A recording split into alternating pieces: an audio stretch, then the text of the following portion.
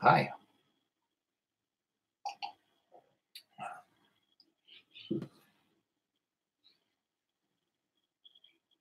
We're live, everybody. Hang out for a couple minutes.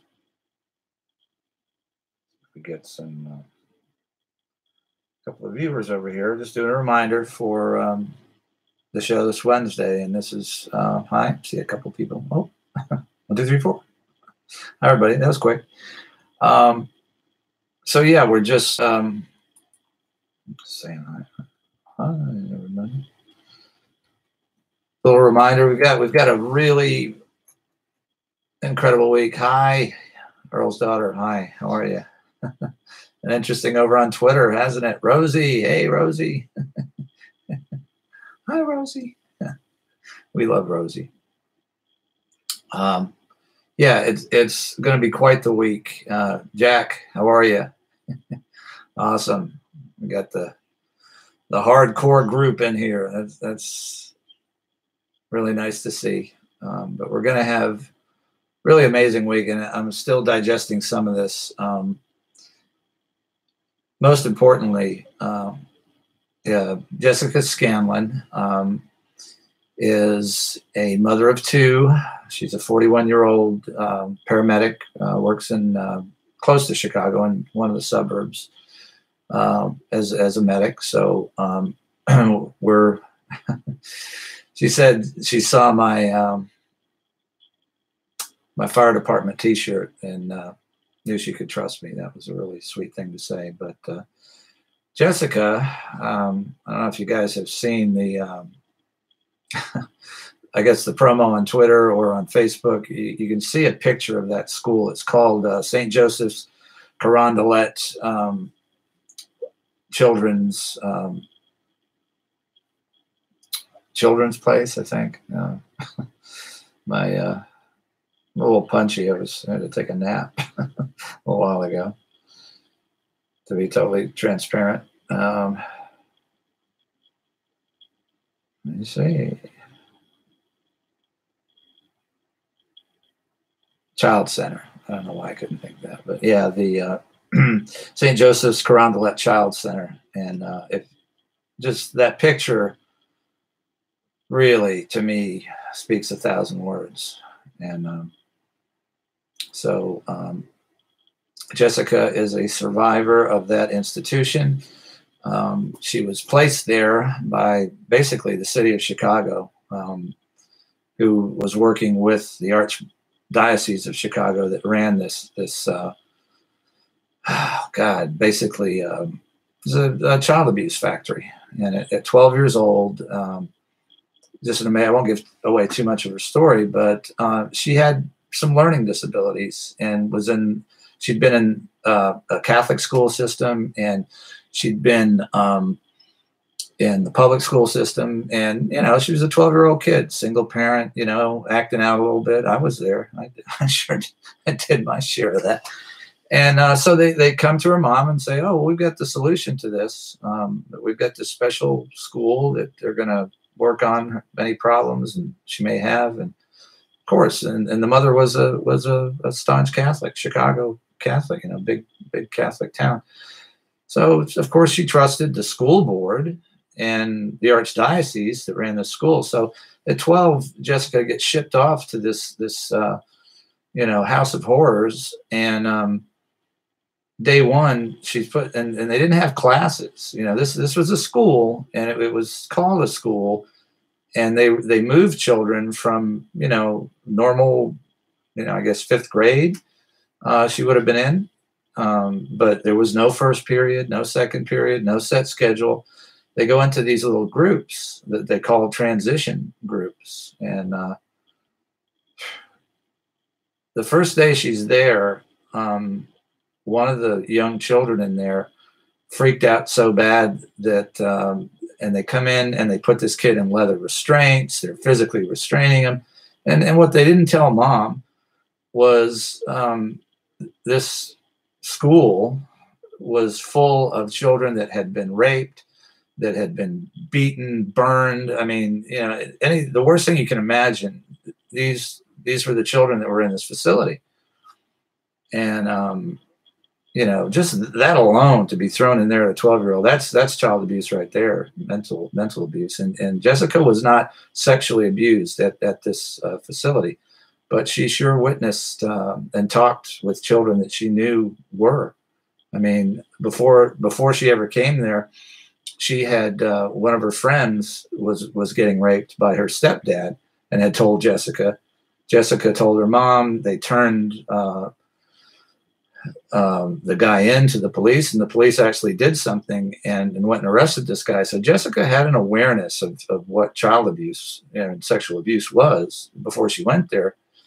So, you know, when the children there started telling her, you know, younger children, that they were getting raped, you know, she did what she did before. She told her mom. Her mom comes down, tells the archbishop, the guy, the administrator of the place, and it's so just diabolical. They had this guy who was in the Northwestern University, big prestigious university, Dr. Bruce Perry. And we'll be talking about him. And he's a neuropsychiatrist, supposedly treating all these kids, and said they all had PTSD, which they probably did. But they're using this guy to cover for the priests that are raping the kids in the school. So her mom reports this, as any good mother and it would, and they huddle around and so, well, we're taking this very seriously. And then they come back to the mother and say, well, the psychiatrist tells us that these children who have been raped, and he has been raped in the past, but we can't tell you about that. It's you know, confidential. But they often make up stories about the people that are taking care of them now, which is horseshit. And that's how they got away with it. You know, they had a prestigious psychiatrist that basically, you know, was doing to those kids which they did to the McMartin preschool kids. It's like, don't believe them. You know, it's coming out of their mouths, stuff that they would have no way to know. But you know, don't believe the children. So it's just diabolical. And if you guys are familiar with the Franklin scandal, and she saw kids. It was another Catholic, and that's where this place was. It started out. It was called an asylum, you know, but they always had children there. They were very damaged children, and then it was an orphanage. And if you remember the Franklin case, Boys Town, right there in Nebraska, they were doing the same thing. These orphanages and children's homes and whatever they were called.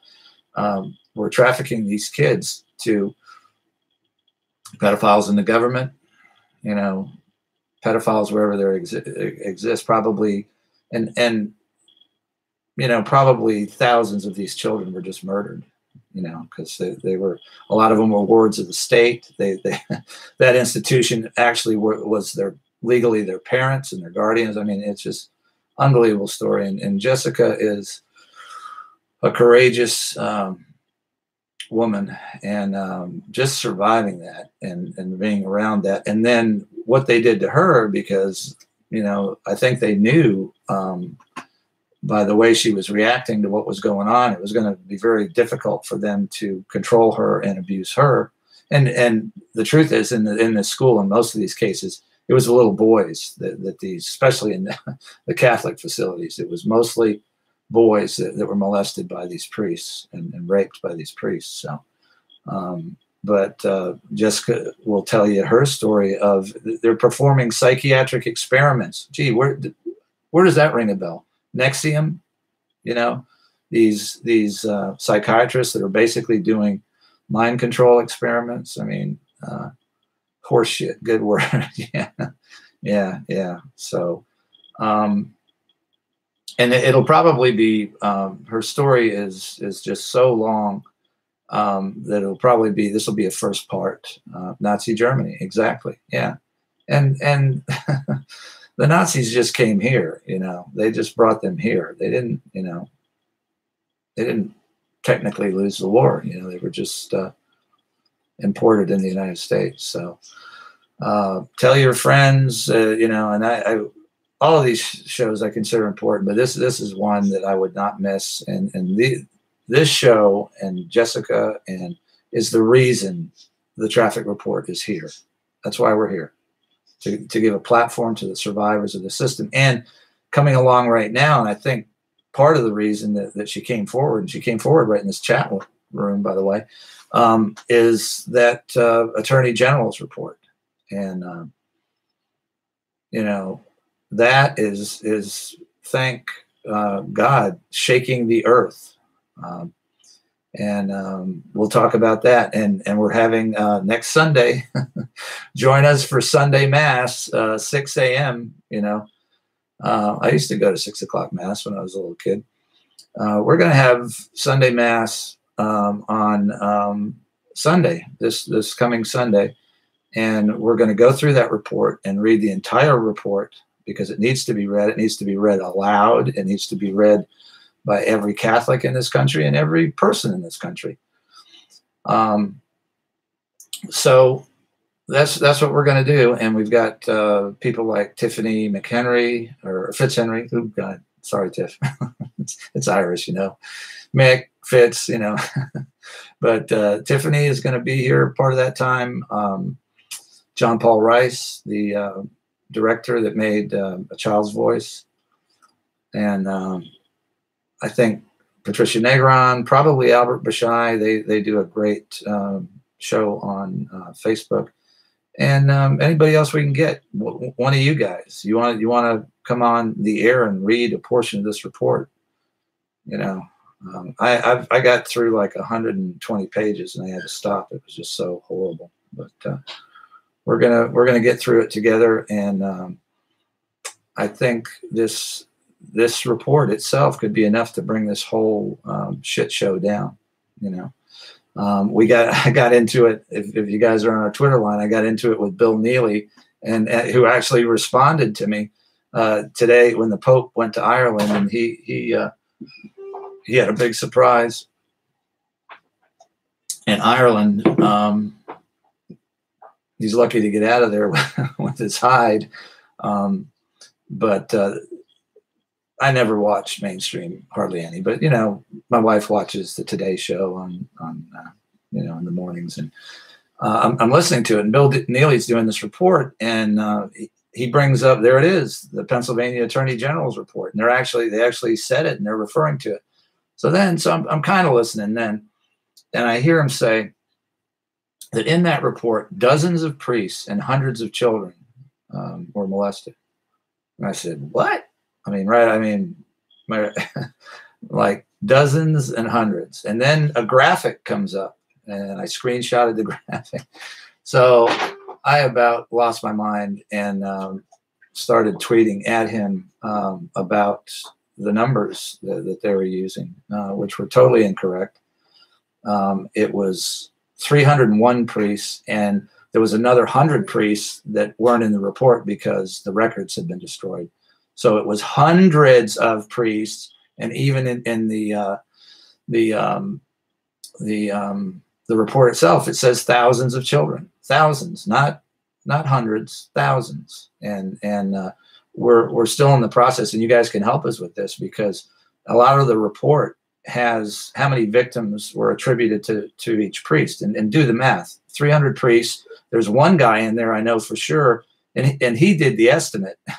So if you're trusting his estimate, it was 41 kids. So let's be generous and say each one of those priests over 20 or 30 years had 10 victims, which we know we know that's not the case. You know, we know it's much more. So we're probably talking 10 to 15,000 children with just those 6 dioceses. So. Oh yeah, and Bill tweeted back. You know, he actually responded, which I was surprised. And we actually invited him on to read the entire report, and that's what I said to him. I said, "Don't you think the survivors of this deserve at least accurate reporting? And you know, you might want to read this report before you go trying to report on it, because it's huge. And what it amounts to, guys, and when you read it, this is the biggest criminal conspiracy in the history of the world. Flat out is. I started with conspiracies when I was very young. Hi, Karen. Hi, everybody. With the Kennedy assassination. And that was a conspiracy. 9/11 was a conspiracy. The USS Liberty, Vietnam, basically. But if you take all those conspiracies that we're familiar with and you compare it to this one, they're dwarfed in size. Because what this amounts to, you take the numbers out of that Pennsylvania report, which is 6 dioceses out of the whole country, you multiply them times 50 states, and then you multiply that times a couple hundred countries or more, anywhere there's a Catholic church, basically. We are talking millions and millions and millions of victims. We're talking about millions of created predators. This is the engine that has been producing, well, and if it produces survivors, that's a good thing. But as we know, not everybody survives this. A lot of these abused children become predators. So when you look around you and it's the Boy Scouts and the Girl Scouts and the police department and the fire department and the State Department and every institution is infected with pedophiles, this is where they came from. Okay, so we're talking about hundreds of years of creating monsters, So this is, I just can't get my head around it.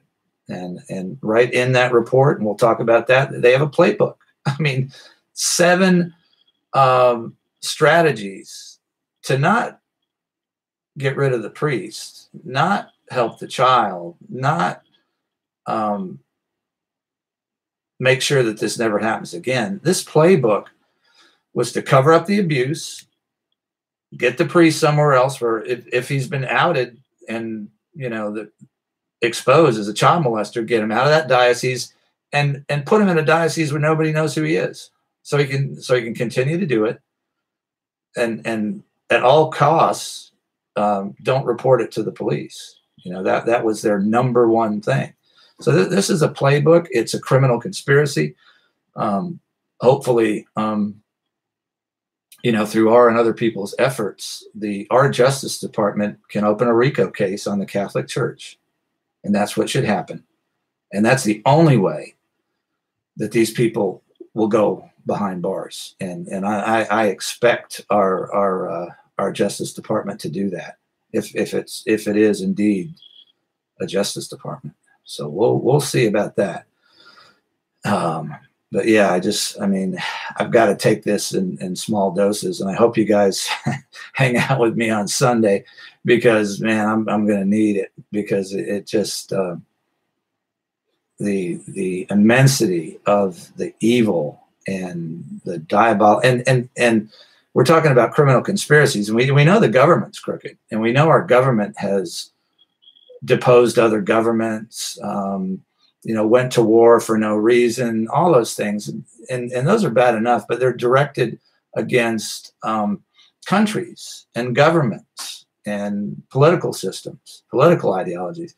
This criminal conspiracy for hundreds of years, and maybe longer, has been directed at our children. So who the old Latin, cui bono, who benefits? You know who benefits? The Vatican. That's who. And the Vatican must come down. Because that's the only organization that benefits from this criminal conspiracy. It's not the people. It's not the parishioners. It's not the honest priests and the good nuns and the good priests. But you know what? They better start speaking up, because silence is consent. Silence is, in my estimation, culpability. So, see what you, if I've tweeted it quite a few times. See if you can read some of that report, before Sunday. Pass it around, tweet out the link to the report, because everybody needs to read it, and we can't make sure. Oh, absolutely, Mihaela Andreeva, one of our Russian, I suppose, listeners. Yeah, and those of us who have done the research know that the Jesuits are the top of the pyramid. They're the one, they invented pedophile blackmail. They created the intelligence agencies first in the city of London, and then in this country. So yeah, they run the whole ball of wax. They run the Mossad. People talk about the Zionists and the Mossad in Israel. Guess who's running them? The Jesuits, located in the Vatican. And if you want to look to where they put it out as plain as day for you, they build an obelisk in Vatican City. Oh, Bulgarian, Canadian. Okay, excuse me. Well, pleased to know you. And but yeah, look for the obelisk. Where are they? They're in the Vatican. That's that Washington Monument looking thing. That's Osiris. That is the penis of Osiris. That is in their mystery Babylon religion, and it's in the Vatican, it's in the city of London, and it's in Washington, D.C. So these are the people that have brought this to us and changed our society. Let's see. Absolutely. Yeah. We're going to cut off the head, the tail, the legs. Godzilla's back there somewhere. Yeah. Godzilla don't play, and we are, and I had my doubts when this report came out, because it didn't look like they were able to prosecute anybody, which I don't accept either. If that's the case in Pennsylvania, then they need to write new laws. But what we can do, and what's the recourse to all these innocent children that can't get justice through our legal system? Well, what did they do in the 60s? Civil rights cases, when they couldn't get the mafia prosecuted. Robert Kennedy turned the tail. That's why John got killed. One of the reasons. But guess what? Those laws are still in place, and good people in our agencies and the FBI use them to take the mafia apart. They're still there. The RICO statutes. So we're gonna do, if it hair lips the Pope, we're gonna make this happen. And who's the Pope? He's a Jesuit. So he's in the society that is at the top of the pyramid and runs the pedophilia and corruption worldwide, to the biggest church in the world, the richest church in the world.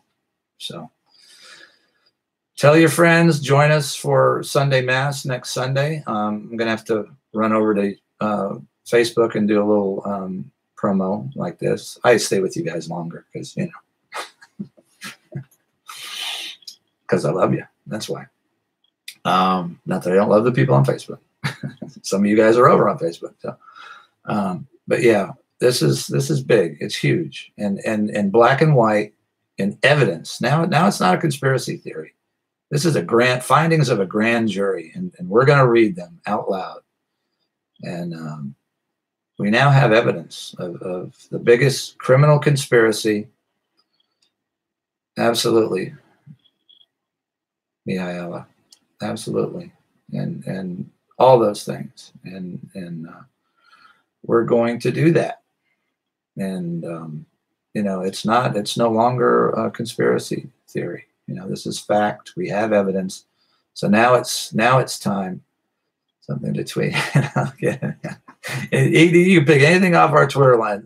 You can copy those tweets. You can quote them, whatever you want to do. But there's tweets on there about, right. I'm trying to concentrate, and I should just out of respect for Jessica. We're not going to be tweeting about the marathon until after the show. But just RT those you can quote them and tag people in them, the tweets.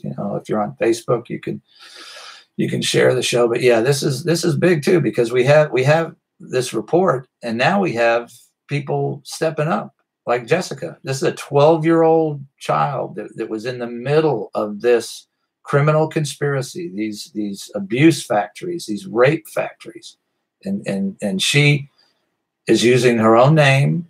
She's working as a paramedic in one of the suburbs of Chicago, and she's had enough, and I know everybody here does, but we need to get a few more and everybody that we can to hear her story and to support her. And I'm pretty sure she knows other adults now that were in that facility too. And this is it. And it's time for the priests that were in that facility to come forward. It's time for the nuns that weren't a part of this to come forward and blow the whistle. I mean, this shit is done. And how long that takes, I don't know, but it's feeling done to me. And that's as good as I've felt in a long time. And that somehow,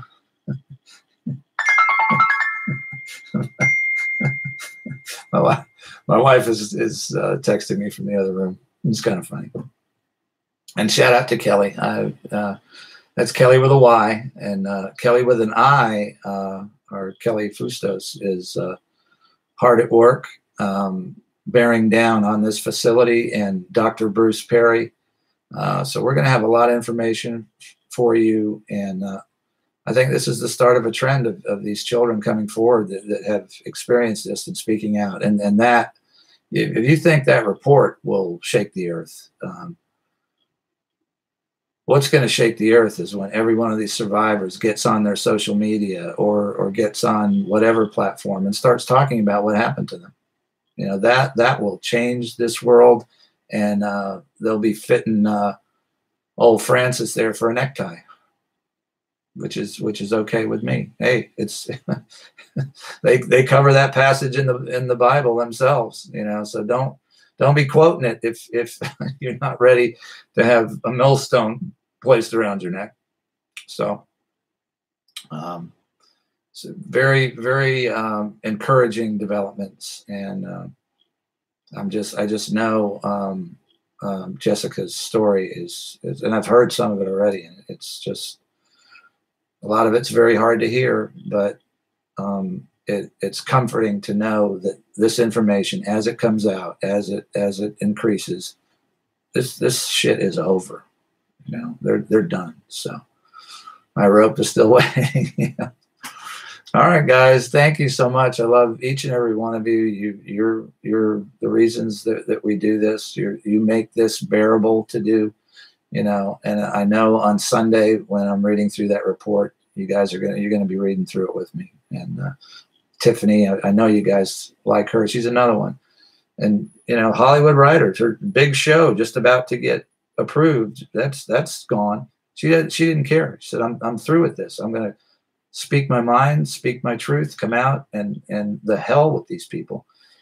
John Paul Rice too. He's a director. It's not, these people are willing to put themselves in danger, to throw their livelihoods away. Very courageous people, and I'm awed to be in their presence. So, and that includes you guys too. So we will see you. Well, let me see. I'll show you. You can see this, but that's Kelly's vest.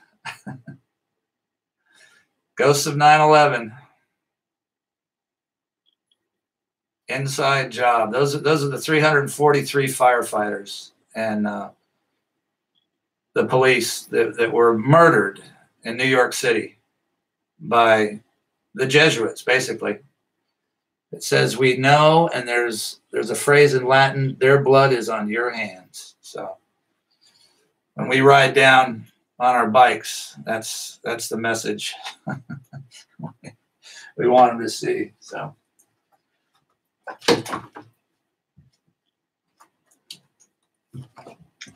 So thanks, everybody. It's going to be a doozy, and bring your friends, tell your friends, and it's Jessica is just unbelievable, and we're both our background is in emergency services, so we have we instantly bonded. So I'm excited. We'll see you at 9 p.m. Hi, thank you. Keep up the good work. And all right, we'll see you soon. It's oh yeah, and it won't be tomorrow, but Thursday.